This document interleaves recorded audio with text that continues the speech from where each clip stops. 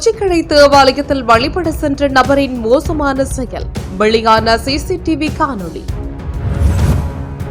விடுதலை புலிகள் பயன்படுத்திய பதுங்கு குழிகளை தோண்டும் பணிகள் முன்னெடுப்பு.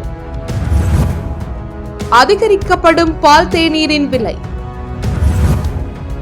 வீதியை விட்டு விலகி 70 அடி பள்ளத்தில் வீழ்ந்த வேன், 8 பேர் காயம். இலங்கையை நோக்கி படையெடுக்கும் சுற்றுலா பயணிகள், வெளியான தகவல். கனடாவில் நேருக்கு நேர் மோதிய 2 விமானங்கள், 2 உயிரிழப்பு.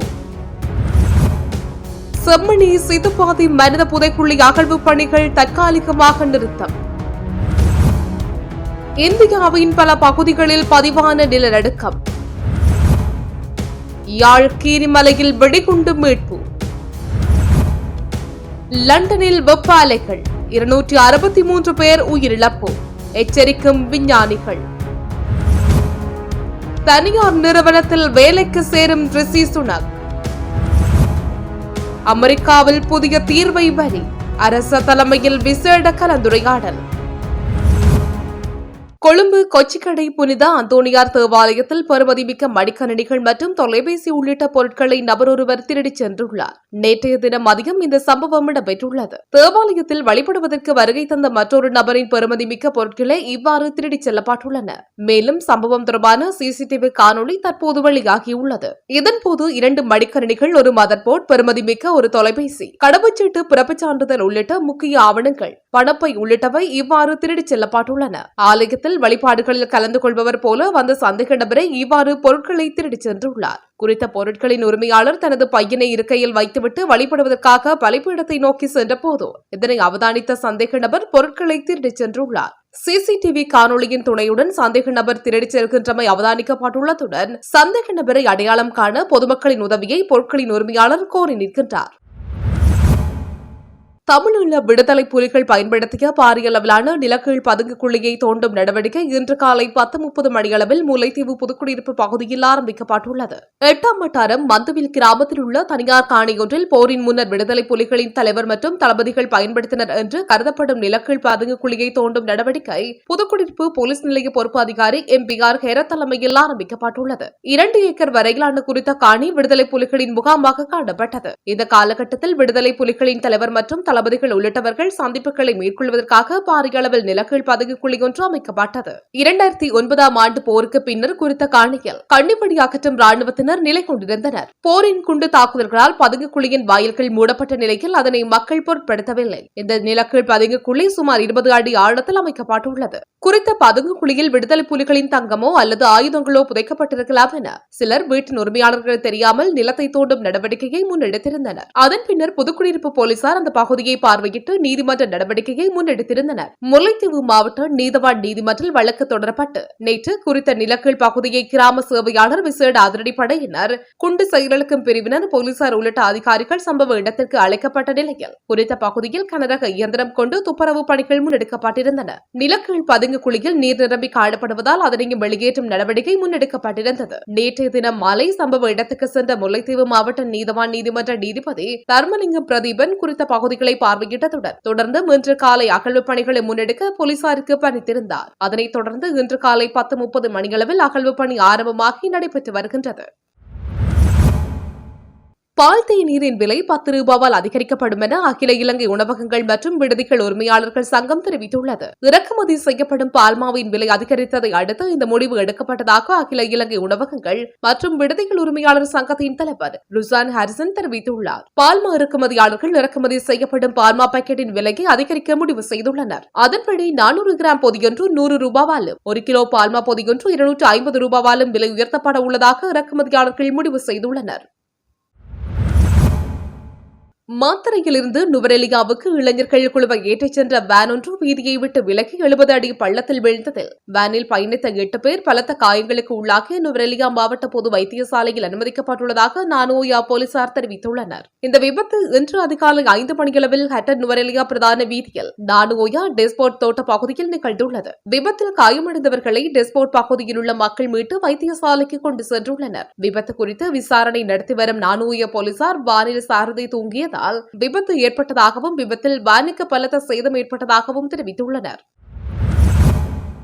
2025 ஜூலை மாதத்தின் முதல் 6 நாட்களில் 36,002 சுற்றுலா பயணிகள் இலங்கைக்கு வருகை தந்துள்ளதாக தெரிவிக்கப்பட்டுள்ளது. குறித்த விடயத்தை இலங்கை சுற்றுலா அபிவிருத்தி அதிகார சபை தெரிவித்துள்ளது. இதன் அடிப்படையில் இந்த ஆண்டு இதுவரை இலங்கைக்கு வருகை தந்த மொத்த சுற்றுலா பயணிகளின் எண்ணிக்கை 12,04,046 என தெரிவிக்கப்பட்டுள்ளது. கடந்த 2024 ஆண்டில் 12 லட்சத்துக்கும் மேற்பட்ட சுற்றுலா பயணிகள் ஆகஸ்ட் மாதத்தில் பதிவாகியிருந்தனர். இந்நிலையில் இந்த ஆண்டு முந்தைய ஆண்டை விட வேகமாக சுற்றுலா பயணிகளின் எண்ணிக்கை உயர்ந்து வருவது சுற்றுலாத்துறையில் மீட்சியை பிரதிபலிப்பதாக சுட்டிக்காட்டப்பட்டுள்ளது. ஜூலை மாதத்தின் முதல் 6 நாட்களில் அதிக எண்ணிக்கையிலான சுற்றுலா பயணிகள் இந்தியாவிலிருந்து வருகை தந்துள்ளனர். இலங்கை சுற்றுலா அபிவிருத்தி அதிகார சபை வெளியிட்ட தரவுகளின்படி இந்தியாவிலிருந்து 8,053 சுற்றுலா பயணிகள் இலங்கைக்கு வருகை தந்துள்ளனர். மேலும் ஐக்கிய ராஜ்யத்திலிருந்து 3,562 பேரும், ஆஸ்திரேலியாவிலிருந்து 2,674 பேரும் மற்றும் சீனாவிலிருந்து 2,362 பேர் இலங்கை வந்துள்ளமை குறிப்பிடத்தக்கது.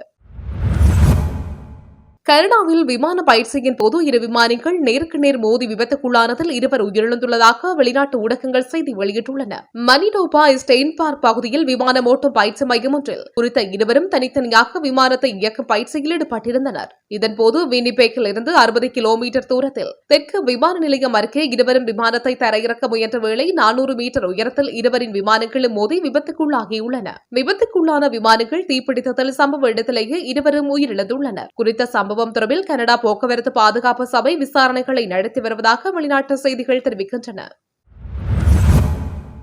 யாழ் செம்மணி சித்துப்பாத்தி மருத புதைக்குழியில் முன்னெடுக்கப்பட்டு வரும் 2ஆம் கட்ட அகழ்வுப் பணிகள் தற்காலிகமாக இன்றுடன் நிறுத்தப்பட்டுள்ளது. அத்துடன் குறித்த அகழ்வுப் பணிகள் மீண்டும் எதிர்வரும் 21ஆம் தேதி ஆரம்பிப்பதற்கு உத்தேசிக்கப்பட்டுள்ளது. 24 நாட்கள் நடைபெற்ற 1ஆம் மற்றும் 2ஆம் கட்ட அகழ்வுப் பணிகளில் தடயவியல் அகழ்வாய்வு தளம் ஒன்றில் 63 மனித எலும்புக்கூடுகளும், தடயவியல் அகழ்வாய்வு தளம் 2இல் 2 மனித எலும்புக்கூடுகளுமாக மொத்தம் 65 மனித எலும்புக்கூடுகள் முழுமையாக அகழ்ந்தெடுக்கப்பட்டுள்ளது.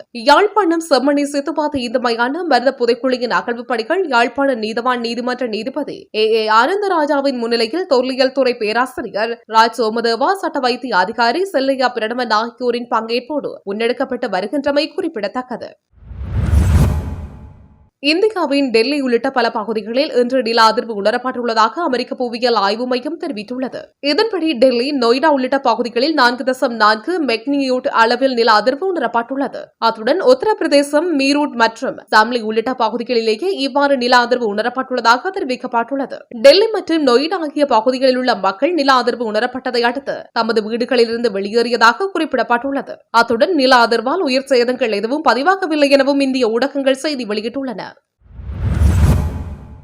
யாழ்ப்பாணம் கீரிமலை பகுதியில் வெடிகுண்டு மீட்கப்பட்டுள்ளதாக தெரிவிக்கப்படுகிறது. குறித்த வெடிகுண்டு கீரிமலை புது கொலனி பகுதியில் உள்ள தனியார் காணி ஒன்றிலிருந்து நேற்று மீட்கப்பட்டுள்ளது. சம்பவம் தொடர்பில் மேலும் தெரிய வருகையில் குறித்த பகுதியில் உள்ள தனியார் காணி ஒன்றில் வெடிகுண்டு இருப்பது அவதானிக்கப்பட்டது. இந்நிலையில் தெல்லிப்பளை போலீசாருக்கு தகவல் வழங்கப்பட்ட தகவலை அடுத்து போலீஸ் விசேட அதிரடிப்படையினர் குறித்த வெடிகுண்டை பாதுகாப்பாக மீட்டு சென்றுள்ளனர்.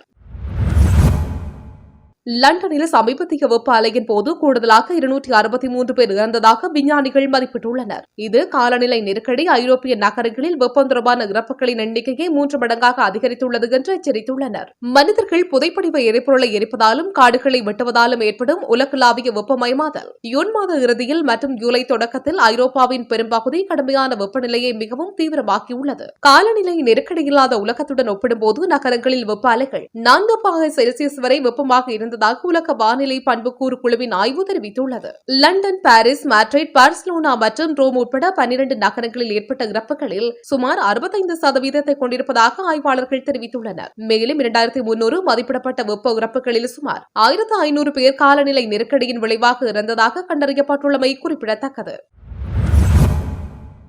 முன்னாள் இங்கிலாந்து பிரதமர் ரிஷி சுனக் ஒரு தனியார் நிறுவனத்துக்கு வேலைக்கு செல்ல இருப்பதாக தகவல்கள் வெளியாகியுள்ளன. கடந்த 2022ஆம் ஆண்டு பிரிட்டன் பிரதமராக இருந்த போரிஸ் ஜான்சன் பதவி விலகிய போது அந்நாட்டின் பிரதமராக இருந்த வம்சாவளியை சேர்ந்த ரிஷி சுனக் தேர்வு செய்யப்பட்டார். ஆனால் கடந்த ஆண்டு நடந்த பொதுத் தேர்தலில் அவரது கட்சி தோல்வியடைந்ததை அடுத்து பிரதமர் பதவியிலிருந்து அவர் ராஜினாமா செய்தார். இருப்பினும் அவர் தற்போது எம்பியாக உள்ளார். இந்நிலையில் அமெரிக்காவை சேர்ந்த நிதி நிறுவனத்தில் அவர் மீண்டும் வேலைக்கு சேர்த்துள்ளார். முதுநிலை ஆலோசகர் என்ற பணியில் அவர் இணைந்துள்ளதாகவும் அந்நிறுவனத்தின் தலைமை செயல் அதிகாரி அறிவித்துள்ளார். இந்நிறுவனத்திலிருந்து கிடைக்கும் சம்பளம் முழுவதையும் அவர் தி ரிச்மண்ட் திட்டம் என்ற அறக்கட்டளைக்கு நன்கொடையாக வழங்குவார் என்றும் அறிவிக்கப்பட்டது. அந்த அறக்கட்டளை ரிஷி சுனக் மற்றும் அவரது மனைவி அசதா மூர்த்தியும் இணைந்து தொடங்கியதாகவும் இங்கிலாந்து முழுவதும் கல்வி அறிவை மேம்படுத்துவதற்காக இந்த அறக்கட்டளை உதவி செய்து வருவதாகவும் தெரிவிக்கப்படுகிறது.